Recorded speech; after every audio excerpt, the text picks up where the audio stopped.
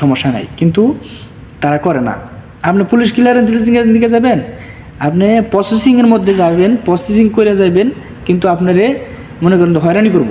Processing করবেন কিন্তু আপনার হয়রানি করব।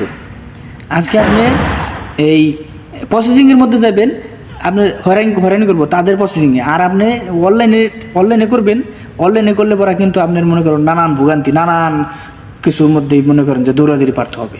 তো এই হলো আমাদের পরিস্থিতি, কিছু কিছু আমলা কামলার পরিস্থিতি। তো আসলেই মনে করেন যেগুলো খুবই দুঃখজনক।